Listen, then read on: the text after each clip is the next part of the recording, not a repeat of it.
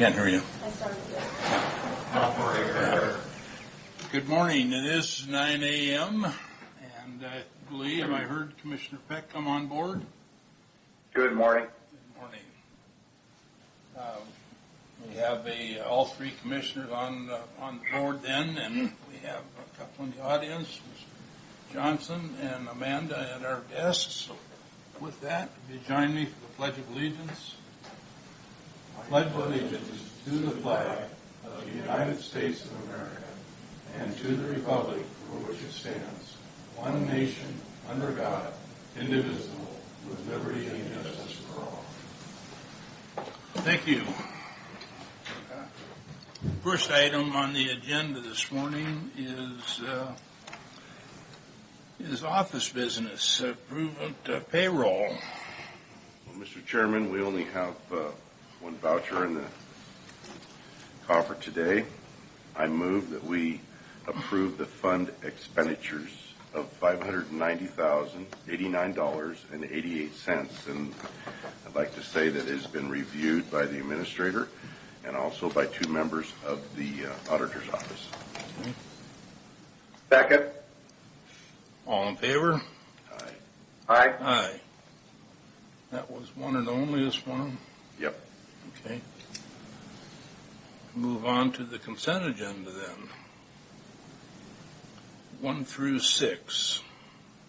Mr. Chairman, move for approval of consent as presented, 6I. Mr. Chairman, I'd like to pull item 2 and 4 for separate vote and discussion. Agreed, Commissioner? No objection. Okay. We will pull 2 and 6, so we'll be looking... 2 and 4. I'm sorry, 2 and 4, out of the 6. Yes, and it has to do with the railroad crossing at Eltopia, Washington there. Right, let's go on with the rest of it. Okay. You're pulling those two, so we're talking about passing 1, 3, 5, and 6. Yes. So, Mr. Chairman, I'll amend my motion to acknowledge a request to pull those two items. Okay. All righty. You Now discussion? second? I second. Okay. So all in favor of 1, 3, 5, and 6? Aye. Aye. Aye. Thank you. Now we can go on to 2 and 4. Okay. This has to do with the railroad crossing at Eltopia, Washington, right next to Booker Auction. And what it is that it's for funds to narrow the roadway. Now, this is a main thoroughway for farm equipment, and farm equipment is getting wider and wider. They have 24-foot wide seedbed makers. Of course, you got to have pilot cars, but it doesn't say anything in here about the width of roadway after you move the guardrail in, so I don't know what we're talking here for width. I would like to have more of a thorough analysis done because we're going to have at least 30 feet from the center line to the guardrail. If it's not, then we're going to be a 24-foot piece of equipment. If they're bringing it across that railroad track, they're going to stay away from the guardrail a couple feet. They don't want to hit it, which is probably going to put them, if it's not 30 feet, it's going to put them over that center line. And when you're trying to navigate a railroad crossing with possible railroad and then traffic gets backed up, if there's two pieces of equipment the same width that are meeting, we're going to have a problem. Or if they're crossing the line and the car's coming the other direction, we're going to have a problem. I think we need more clarity as far as the width of roadway from the center line to the guardrail. And I don't see it here as what it's going to be when it's done. Was there any discussion from Public Works? We had a very brief discussion just prior to the meeting with Mr. Mahoney. We could dial him in, and if the board would like to have a discussion with him, or in the alternative, if the board feels like they need more information, we could pull these items for consideration next week. Obviously, we'd like to get paperwork and contracts in place. My recommendation would be the latter rather than just completely reject the proposal, so we have time to discuss with the railroad possible engineering changes that may be necessary to accommodate farm traffic. I think of the options, that would be my preferred option, is to hold this until next week. Yeah. Well, it's so much is unknown. You say you have no idea what the width is, so you don't know if you're Exactly. what you're, you know. I don't know if we have a main concern or not, but Yeah. they're talking in here, they're moving the guardrail closer to the, Well, according to the pictures, that's Yeah. what they're showing. Yeah, the idea of moving those guardrails closer so that they could use Get a the shorter arm to avoid wind problems that they've been experiencing at that So intersection. we're pulling 2 and 4 for further discussion with the Public Works and bring it back as soon as we can. Very good. next week, yeah. If that's appropriate, we'll do that. Yes. Thank you. All right, thanks. That, with that in mind, that brings us to administration office business. Yes, thank you, Mr. Chairman. Couple of things just for the public benefit who may be observing online today, and anybody listening to the meeting, is just some brief updates on the county's response to the COVID-19 pandemic and the requirements of federal and state government. We will have an opportunity to hear from the public here shortly, but the county continues to operate. All of our functions are operating. We have not shut down county government. We have limited public access through limited office hours of most of our departments that do interact with the public, but everybody's available either by phone or email. And I want to reassure the public that county government continues to operate. One of the key things that we have been focused on recently with respect to protecting not only our employees but the public in which they interact with was the short supply of personal protective equipment, particularly face masks, face guards. Most of us have those now that are interacting on a daily basis. We've had a recent donation. Some very kind people in the community who are capable of sewing have made some homemade masks that we have been able to disperse to our employees. We do have a small supply of commercially made face guards, and we have ordered an additional supply that we expect the middle of this week, so that every county employee will have access to at least one face shield, so that they're not, so that they are reducing their risk of either spreading any infection or becoming infected with it themselves. The governor has currently ordered a stay-at-home, stay-healthy order through May the 4th. Our current order only runs through the 20th next week. So on next week's agenda, I intend on presenting a resolution that will realign us more with the governor's date of May the 4th. We recognize in Franklin County that we're not necessarily special, but different in terms of our economic activity. In Franklin County being primarily agricultural, we have a significant economic need on home building. That has largely been stopped as a result of the governor's order, and we are anxious to get the economy moving again in this part of Franklin County and allowing people to move forward with real estate plans and those kinds of things that they've thought they were able to pursue. So we're,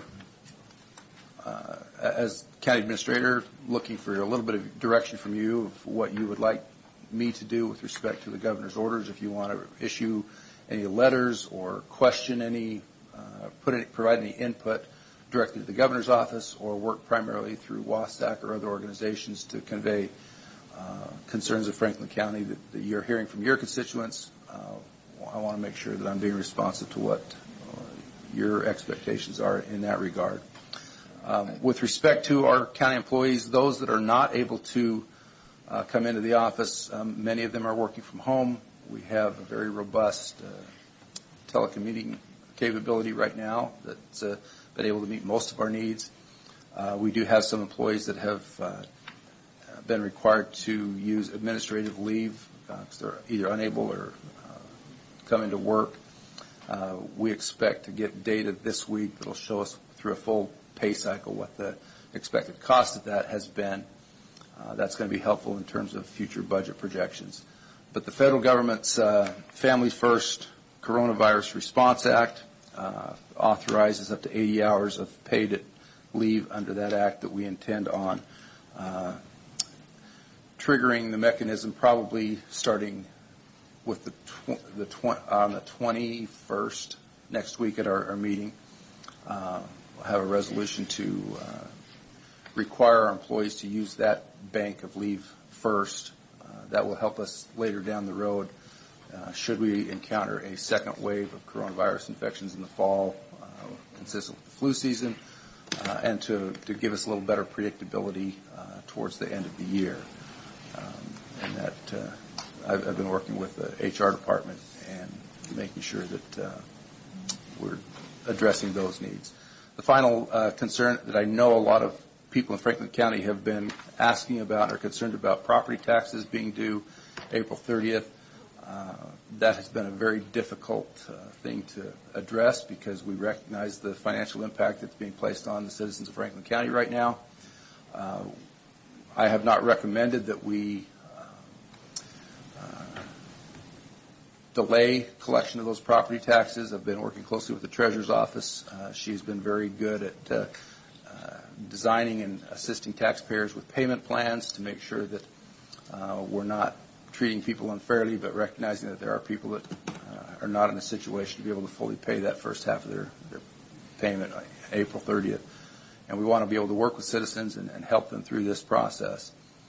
But recognizing that the county only gets about 15% of property taxes. Most of the property taxes collected is going to the schools or to other junior taxing districts that have bond payments due and things that would really cause them some significant financial problems were we to make a decision independently of their input. So we've talked with those taxing districts, gotten their input, and there's been a consistent across the board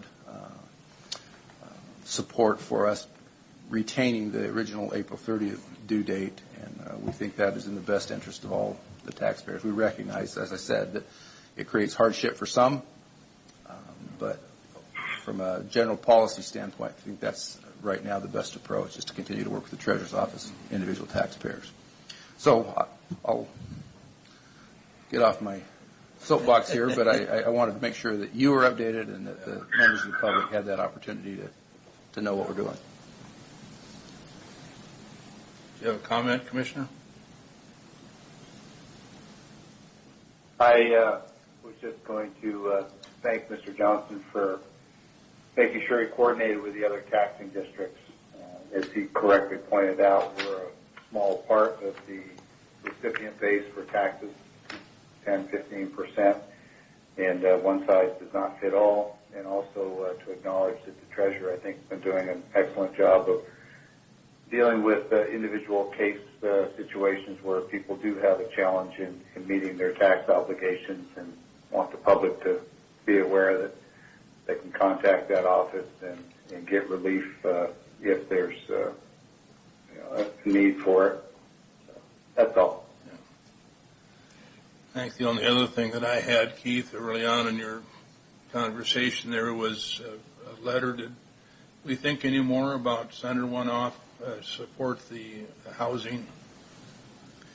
I have not drafted such a letter. We've at the moment are consistent with what the construction rules are across the state. But if it's the preference of the board to go ahead and ask the governor to reconsider that and allow more construction activity to take place, that won't take but a minute to draft. Well, HBA, Home Builders Association, that asked us to help support that. So I think it'd be prudent to, they're a lot of help to us over the years. And, right. I think if it's not a big hardship, put something together that, that I could, if you allow me to sign it and get it sent off and be done with it. I think that Douglas and Walla Walla, I believe, have already sent a letter off, and I think it would have more weight if we looked at their letter, joined with them, and told other counties to join in to get our home builders back to work. I also would like to see a letter from us asking the governor to reconsider the hunting, fishing, and parks and trails, because with people with nothing to do, and it is one way of isolation, you are social distancing when you're fishing a bank or you're out on a boat with your family, with the same family you're residing with. I don't see how this, unless, of course, we have a governor that believes that everybody's breaking the law and we got to have the game warden in everybody's hip pocket, which I don't think we do. I think we need to let the people at least use this time to recreate with their family. Yeah, I don't know, I could follow with the parks and trails part of it, because you're just going to get stove up in the parks and so on. But hunting and fishing, You'd be along the line with hunting and fishing, opening it back up, because right now we've got Idaho, our neighboring states, Idaho and Oregon, have shut off all out-of-state hunting and fishing, and they know what's coming their way. It's all Washingtonians are heading to Idaho and Oregon. So I think we need to get that reopened up too. So, Mr. Chairman, a couple of thoughts on that. Yes. First, based on experience, I would encourage that any letter that we send to the governor refrains from even the slightest indication of criticism or ridicule. That has not been productive. In fact, it has been, in my experience, counterproductive with this administration. Doesn't mean that we don't air our concerns. We should. We just need to be sensitive to the types of responses I think we've gotten in the past when we've attacked a policy. Second point, I don't frankly understand why they shut down hunting and fishing. It does have a tendency to disperse. I just don't really understand why that is. Maybe they think it runs afoul of the stay-at-home order.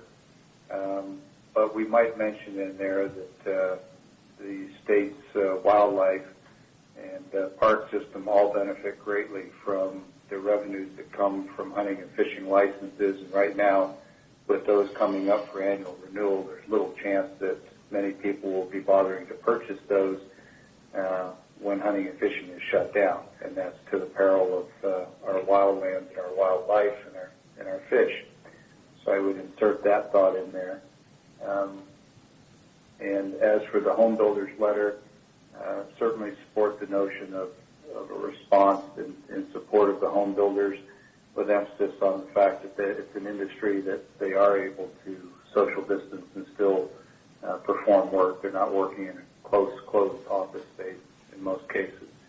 And then lastly, whether we join with another county or whether we send another individual letter, also from experience, the feedback I've received suggests that multiple individual letters tend to make more of an impression than one letter signed by a lot of counties. And there was a time when I thought that one letter signed by a lot of counties had more weight, but feedback I've gotten suggests just the opposite. I don't truthfully know which has more impact, but just sharing that feedback.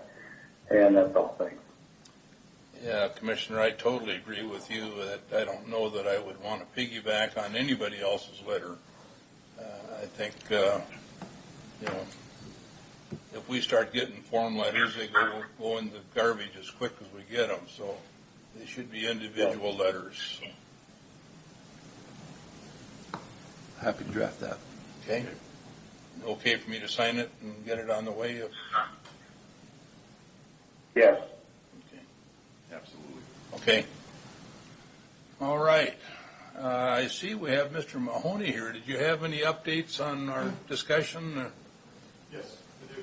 Please.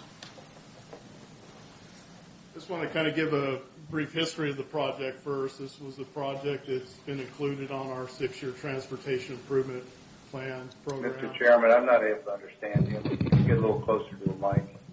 I'll do my best, Commissioner Peck. As I was saying, this was a project that we included on the 6-year TIP that was approved by this board. Where we're at right now is really the beginning phases. We were awarded money, federal money, for this safety project. I'm catching my breath, I ran here. The first item is creating the county road project, the CRP. The second one is the LA agreement, the local agency agreement, to get the funding coming in so we can start on it. When we're talking about the width of that area, one thing I'm going to tell the board here is we're not going to shrink the width of the road less than what we're required to have it at based on ADT.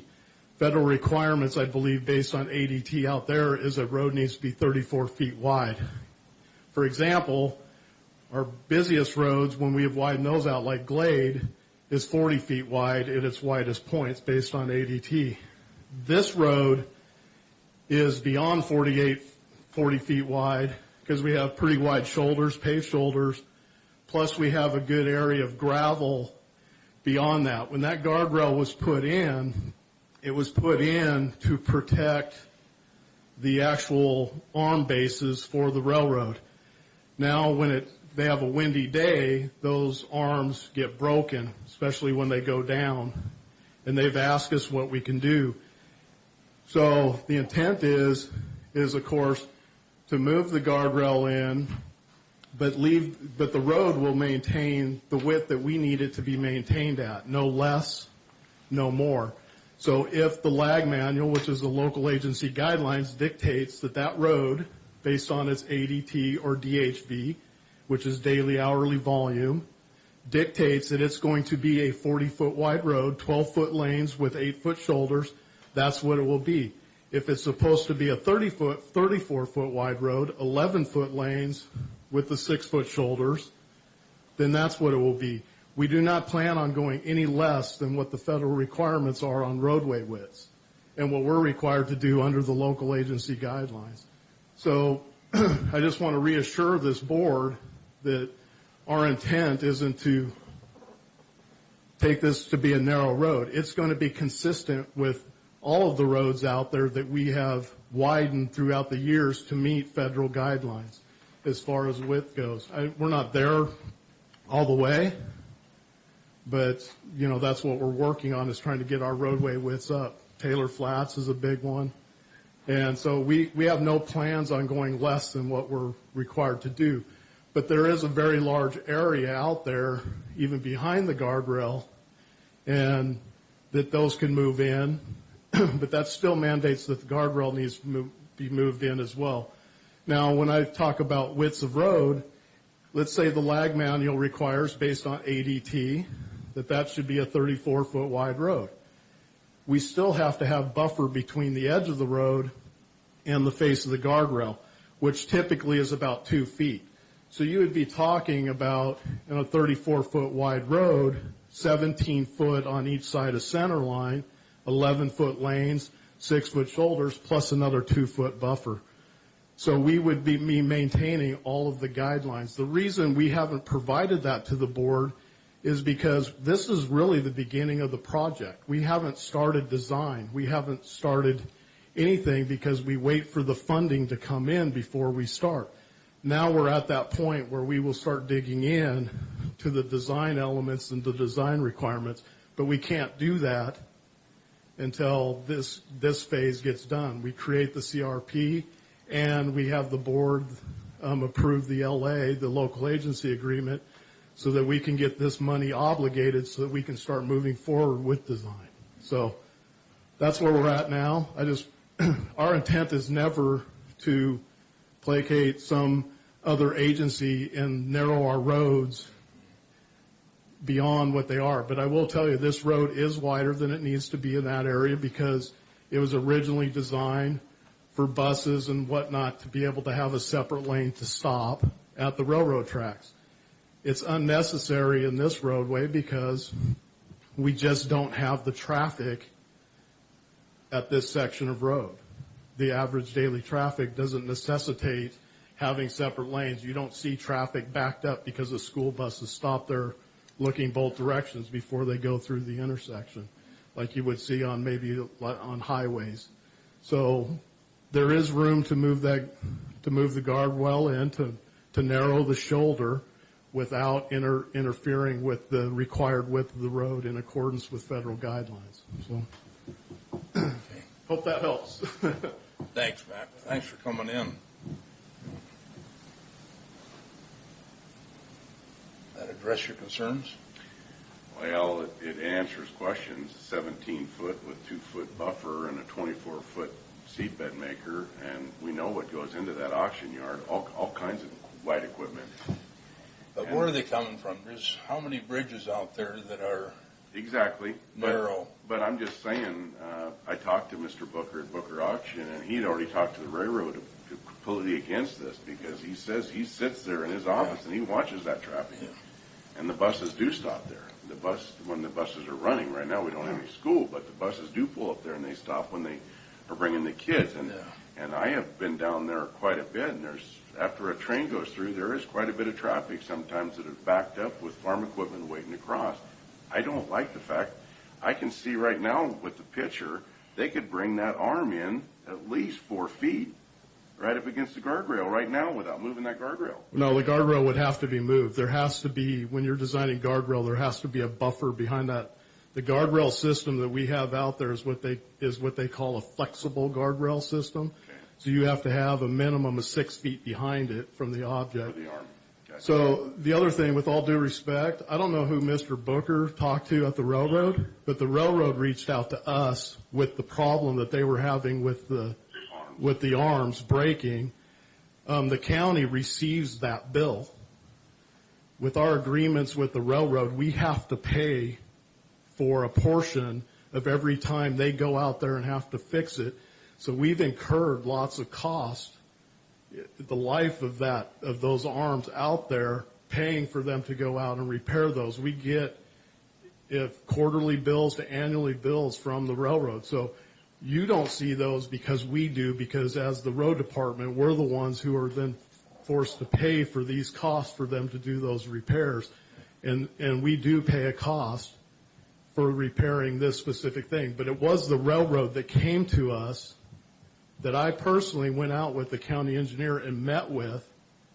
So I don't know who Mr. Booker's talking to, where the railroad's against it. The railroad came to us asking for our help. And with that, we looked at it, we submitted for funding, we put it on our 6-year tip. Well, I think what we ought to do is just wait till next week and give Mr. Booker the opportunity to tell us, because I don't want to speak for him. So I think we need to hear from parties concerned about maybe this being narrowed up. I for one, I'm not for it. Anytime we narrow a roadway, we're creating an opportunity for an accident. This one is extra wide, and it should be, because this is the main thoroughway into the farming area there, and there's a lot of equipment with these potato diggers now that are 4 rows with an auger hanging off. They've got to cheat that center line. They got tires you measure the width of those potato diggers. I can't see why the railroad can't devise a stronger arm that'll take the winds. This is designed by engineers that go way beyond my degrees on how the whole mechanism works, and they have, of course, fail-safe systems involved in these things. But could we get an account of how many arms we've had to pay for over the last 10 years? I can certainly do that, but like I said, what we're talking about right now is not narrowing a road beyond what we're required to build roads at now. So even if we were building a new road, or we were going to go out and rebuild Glade North or Taylor Flats, which is our busiest road in the county, we would not build them any wider than what we're required to under the LAG manual, the local agency guidelines. And we understand equipment is big. To go from field to field without a permit, farmers are allowed to go 20-foot wide. That is an exemption for farmers going from field to field without a flag card. It's 20 foot. Within a certain area, 20 feet. They've got that increased by the legislature from 16 to 20. Anything beyond that, people coming into our county that aren't, say, moving from one field to another field within our county, they would have to have a full regiment of flaggers. Yes. They would have to have a permit with the state and with us. Probably what would be a better thing is for me to go and see how many people have come in and gotten a permit for equipment that is wider than 20 feet that's not specifically going from one field to another. Well, I'd also like Because to I don't recall any, and that's what's required. So I understand equipment is getting wider, but equipment is also designed to break down to a certain level. And then when they can't break down to a certain level, we have requirements and guidelines for them to get a permit. And we then help them through our county. And with these flag cars and lead cars, and in some cases are required to have flaggers that get out and get them through intersections. All of that we deal with for those who actually come in and get permits when they're required to. Take time to do it. Yeah. Well, we get them when I move to I know. D9, we get a permit. The trucking Yeah. outfit that I hire gets the permit. But we've just put it back till next week. We're going to look at it again next week. But I would like, by next week, I'd like to know how many arms we've had to pay for in the last 10 years. I'll do my best to find that information. We get bulk bills from them that we're paying for not just that intersection, but Sagemore, pretty much every intersection we have. Just this intersection. So I'll do my best to separate the data. Please.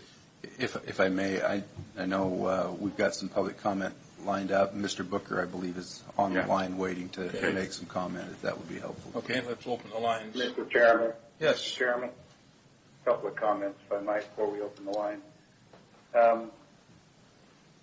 There's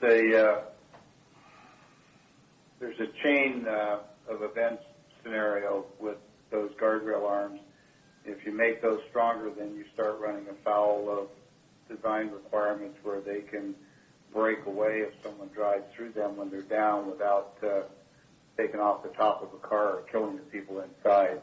So the notion of making the arms stronger is not as simple as it might sound as an option. The other thing is a question, maybe for Mr. Mahoney, but anyone who has the answer. When it comes to road width going through those crossings, if you have a pilot car and flaggers, doesn't that allow you to use the full width of both lanes to make those crossings, which would limit the need for farmers to break their equipment down, which is time-consuming and costly? Am I missing something there? Would you educate me, please? No, you're absolutely correct. It's no different than if they were crossing a county bridge, which, in most cases, we still have a lot of the old wooden bridges out there that are no wider than 24 to 26 feet wide.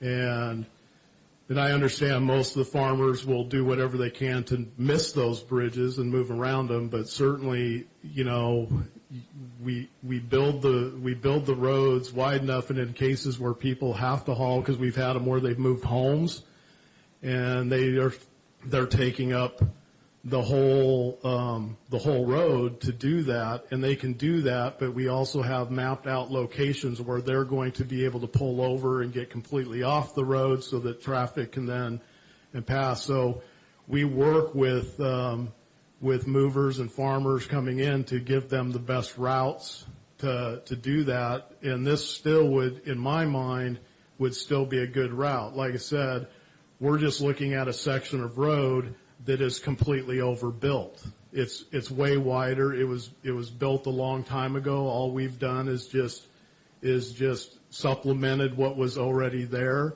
and it was a 4-lane section of road, and we don't need a 4-lane section of road. So all we're looking at is using a portion of the existing shoulder and striping it appropriately based on appropriate lane widths and having the appropriate offsets. Anything that we're going to do is certainly not going to take away from anybody's ability to move down the road despite their size. When they get over certain sizes, over that 20-foot moving internally, they have to get a permit, and they have to have all of the safety measures in place, which does allow them to use up the full width of the county roads in those cases. So you are correct.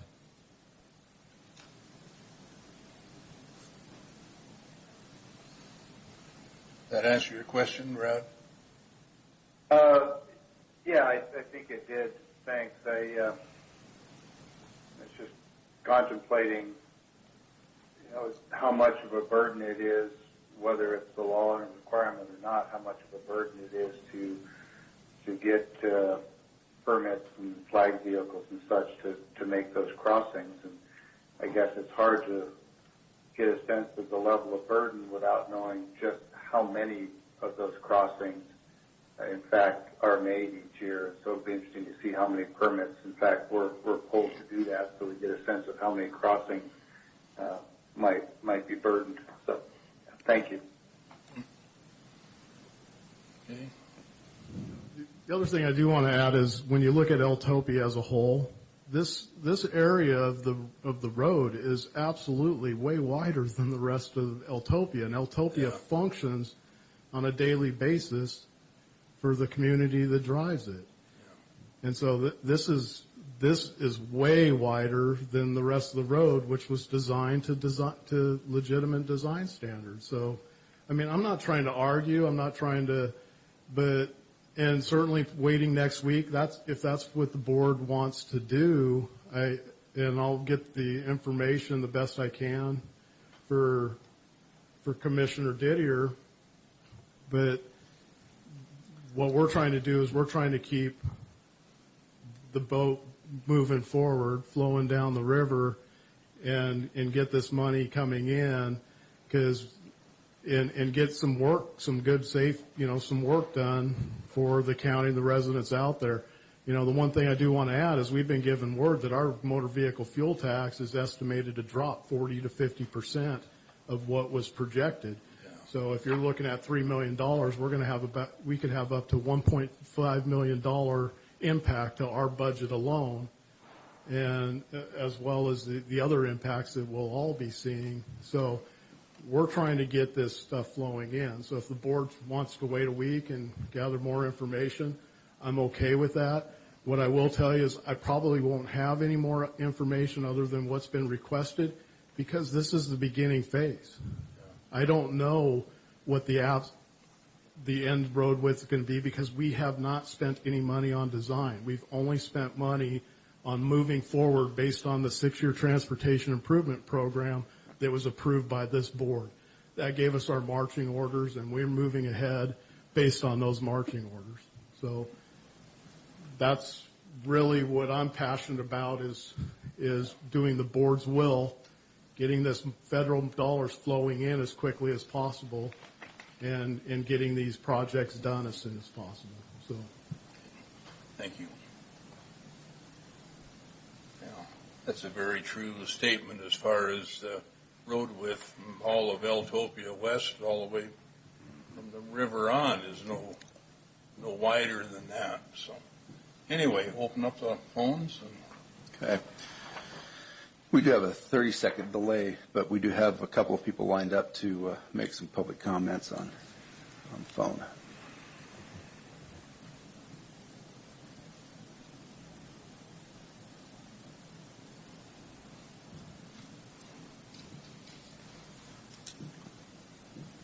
First one I understand is Amy McHugh with,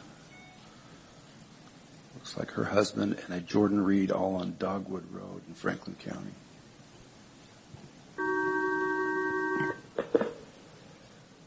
Good morning. This is Keith Johnson with the Franklin County Board of Commissioners. Is this Amy? This is Amy and Jordan and Dave. Great. You have 3 minutes, so please. Good morning, Amy. Minutes, is that a piece, or each one of us, or all of us? 3 minutes apiece. Ha, good. Please go ahead. Good morning, board. Can you hear me? Yes, we hear you fine. Okay, this is Amy McHugh. Here with me is Jordan Reed and Dave McHugh.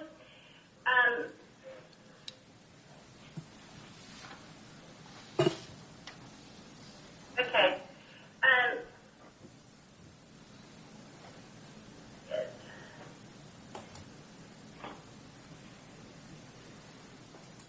You still there? Are you still there? We're not hearing you. Well, I'm here. Oh, yes. okay.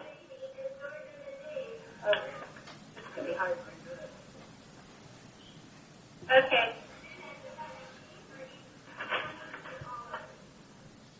You probably want to mute your other line because you're getting feedback. There, how's that? Thank you. Okay, good morning, you all. Boy, it's delayed, isn't it? Yeah, that's why you want to mute your other line. I did. Okay. Okay, good morning, everyone. We are all concerned about getting our county back to business. Economically, we think that we could have. You're not hearing me. Yes, we're hearing you fine. Okay. We're concerned about civil unrest with the economy and the vandalism that's going on out in the county. I do. Oh, that's old. Okay. Sorry, guys. You're fine. Not very good here. Please continue. Anyway, our county doesn't run with this subways and things, and we're more open. It only makes sense to get our county back moving along again. People need to be employed. If you work for the state or the feds or the county, you're still getting your income. But a lot of people do not. And the unrest of people, if we have such a terrible economic impact, people are going to have more vandalism. That's kind of frightening. Also, the taxes. Other states have not required people to pay the first half yet. In California, I know there's a county that's not doing it.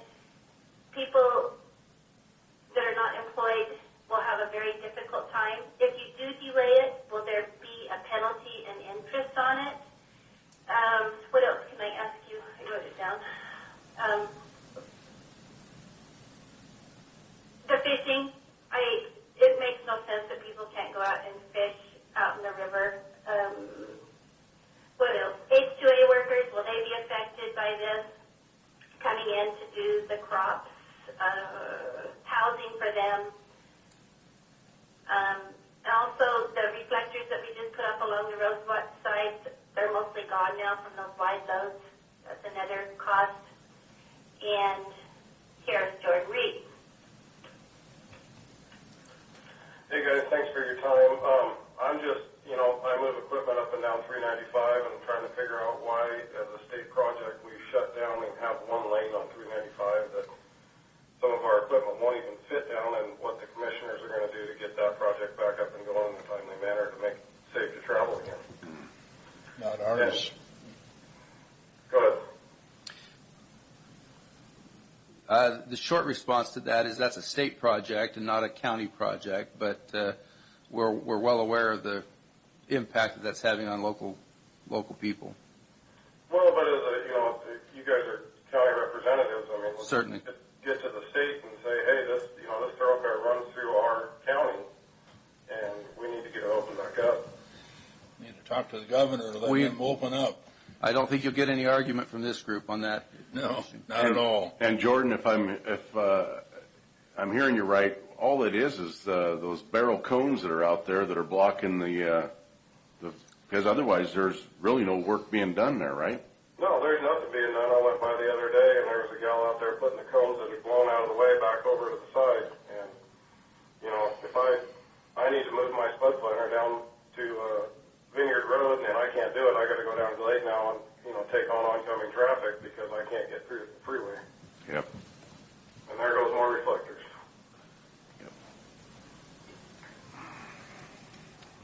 And the reflector deal goes back to your railroad crossing. I mean, I don't know what the width is between those reflectors, but look at how many of those are gone already. We don't need to be narrowing up any more of these roads. If I may, your comments are all well taken by the board, and those will be reflected in our communication with the governor's office. So we appreciate your input here.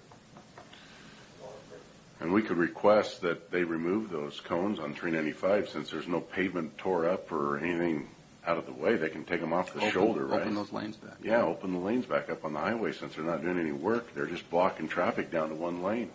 Absolutely. I mean, you take traffic and you impede it, in my case, from 70 to 20, and no way for me to get out of the way besides to get off where I need to get off at. hazard that doesn't need to be taken. I think the biggest reason that I can say I drive back and forth there, well, I used to every day, but it's changed now naturally. But there's no shoulders. Yeah. So they couldn't open it up entirely. Well, they've got a big paved area out there that they still got cones stacked against. They just haven't painted any lines on the road. I mean, I drive it there, multiple times a day, and it just frustrates me every time I go by it. So Yeah. I'm going to pass the phone off to Dave now. Thanks, guys. Thank you. And good morning, everybody. Good morning, Morning. Dave. I guess I can speak for Jackass Mountain. We're pretty concerned with labor and harvest. It's just around the bend. Asparagus has its first opening as last week or whatever. And I'm fully in favor of opening up our county versus compared to what the west side has to their set of rules and their population density. Our east side population, I think that we need to get our businesses back in gear. And I don't know about the amount of confirmed cases, versus, relative to the west side or whatever. But labor is a very, very, very big, important part of Franklin County.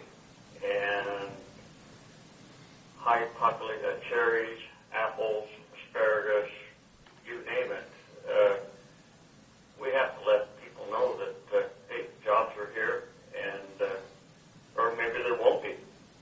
The next thing is if we don't get this operation or economy going with the high density fruit that's in Franklin County with no way to harvest, we better consider our tax rules and reevaluating this property.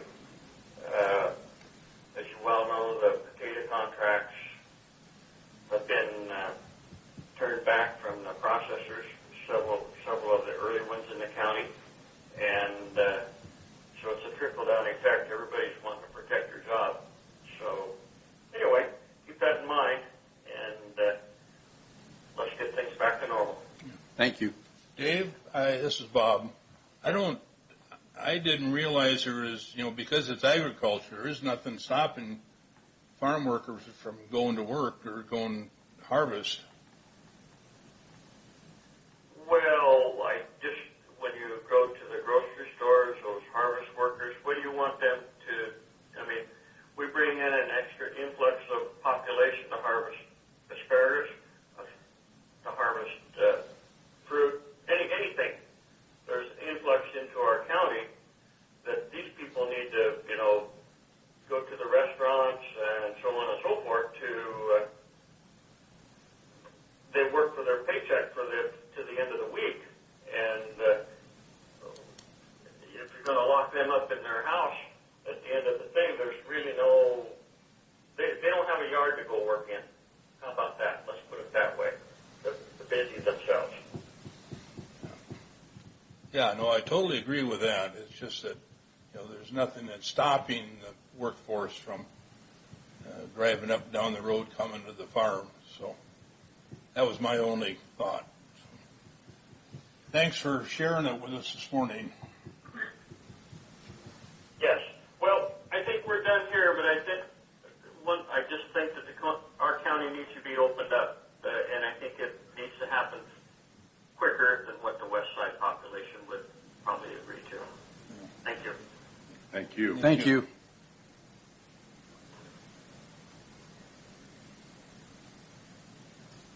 Next caller will be Mr. Booker, I believe.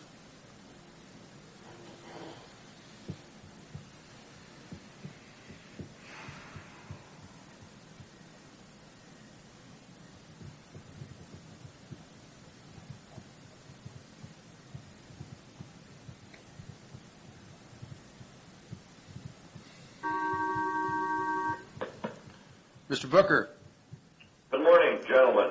how are you? Well, fine. Hope you gentlemen are sitting 6 feet apart and got your face mask on. Yeah. We're 6 feet apart. Yeah, you look better with your face mask on. I want to comment on a couple of things. I've been listening. First off, there desire to narrow that crossing don't make safety sense to me, especially with the amount of large equipment. I'm talking 6-row potato planters and diggers and tillage equipment. I can just see that they're going to narrow that down to where two pieces, anybody that's a farmer that's going to try to cross that is going to try to get in the middle of it so that they don't hit those proposed guardrails. And if somebody else tries to cross it, then gets hung up there, either a piece of equipment or a truck, the county and the railroad's not going to look very good when somebody's hit by a train because they're hung up at that crossing. I mean, for 73 or 74,000, if the railroad couldn't engineer, they claim the reason is that those arms are breaking a windstorm. If they couldn't use that money properly to engineer some kind of longer arms or put some guy wires on those things, there's something wrong. I sit and watch that crossing day in and day out, and with the increased amount of people that are living in Eltopia and the agricultural crossings that go across there, it's not a good idea to narrow that up. There's many other safety ways that they can, with the amount of traffic goes there, they could slow them trains down 20 miles an hour, and it would help the community. Another comment, I was listening. I can't figure out why the state don't take off those cones there on 395. That's a safety deal. They're not working. They haven't worked there in 10 days. That's a no-brainer. Being the state patrol or county should have already been on top of that. And my third comment would be we need to open this county back up as soon as possible. There is too many businesses and people that are suffering, and I think people have learned they will be safe, wear their mask, and keep their distance. And Franklin County and other counties in eastern Washington, if the commissioners of eastern Washington counties lobbied hard enough, I think we could get Franklin County and others opened up very soon. Thank you for your time. Thanks, Merle. Thanks, Merle. No other callers on the line at the moment. Okay. All right. Any other thoughts or comments? Anybody? All right. Anything else from? Just like to get those letters out, and I think we ought to be looking at sending a letter also in the letter stating that one size does not fit all, and that we need to really look at our Constitution about our civil liberties that are being, and I don't think our framers had an exception in there for any sickness when they drafted our Civil Liberties Bill of Rights.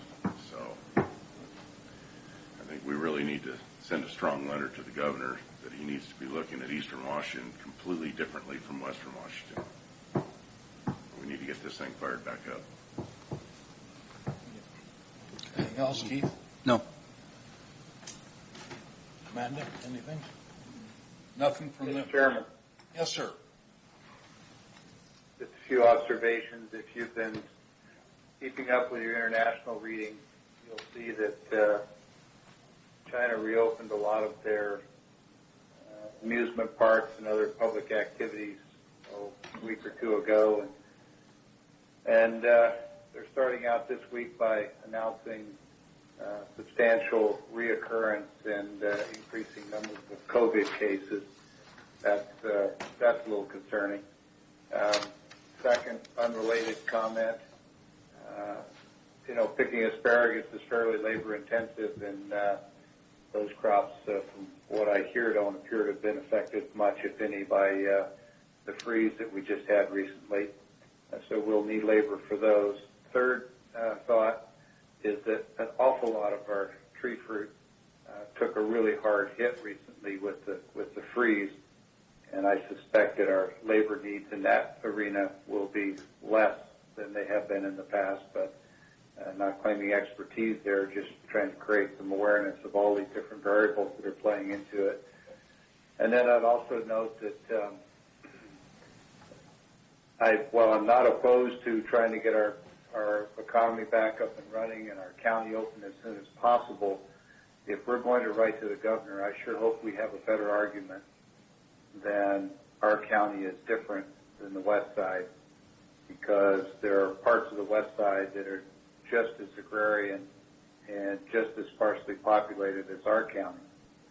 And would also note that 2/3 of our population lives in the city of Pasco or close to it. And so if we were going to look for any kind of special rules, I think it might be more saleable to look for relief first in the unincorporated parts of the county where we are less densely populated. All these comments are not geared toward trying to take issue with other people's views or opinions, but rather to try and focus on a pitch to the governor, to the state, that might actually have a hope and heck of being approved. If we simply just go to them and say we're different than the west side, I think we're done before they even get to the bottom of the letter. That's probably enough for now. Thank you. Thank you. Well, Mr. Chairman, we just got off the phone with one of the biggest cherry orchards in Franklin County, if not the biggest, and I've been by his orchards, and he has not been hurt that bad. He's going to need a lot of pickers, and he's relying on pickers coming in from out of state, and that's going to be the problem, is getting the labor here through this new agreement they're going to come up with, these three governors in the West Coast. So who knows what we're going to have for labor? We don't know. Well, I'm happy to hear that Mr. McHugh's cherries were not hit as hard as other people. That's good news. A lot of wind machines out there running. If you'd come out once in a while, you might hear them. Well, we can save the snide comments, Commissioner Didier. I'm out Not there. snide. I just wish you'd come out and visit the rural community there once in a while. That's wise, Mr. Didier. I don't think you know my travels. Try to be professional. With that, if there's nothing else for the good of the board, we are adjourned.